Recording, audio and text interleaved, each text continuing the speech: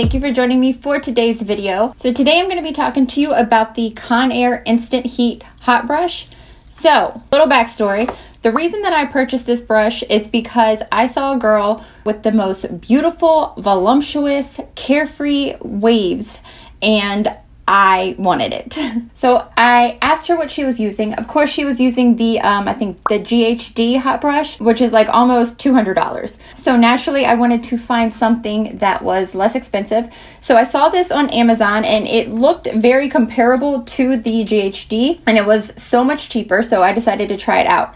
However, it is not the same. I've been using this for about a month now and I have a lot of opinions about it. So I'll be sharing those with you. I'll also be sharing with you how I got this look right here using this tool. But if you want to know my thoughts on it, just keep watching. So I've never used a tool like this before. So it's like a curling wand, but it has these bristles. You can adjust the temperature right here. There's a turbo button. I'm not sure what that's for and I did not use it, but I just used the regular on-off button and then I set it to 21, which it says, of course, if you have finer hair to start off with a lower heat temperature. I don't have thick hair, but it just, on the lower temperatures, it just wasn't doing anything for me. So if you've watched my bedhead crimper video, you will know that I love a hair tool that is easy to use. However, this one is not easy to use. It took me so many attempts to figure out what I was supposed to do with it. It never came out the way I wanted it to. It was getting stuck. My hair got stuck in this thing so much. Like to the point where I would panic because it was stuck and I didn't think I was gonna have to like rip my hair out to get it to come out. And not only did it get stuck in like the bristles, but it also got stuck right here all the time. But besides that, these are the waves that I would get out of using it. And although I think this style is pretty, I think that I can use a curling wand, just a regular curling wand to get this effect or another tool. I don't think that I need this specific one, especially because it would take me so much longer because it was always getting stuck and I was having to redo that section and it was ripping my hair out.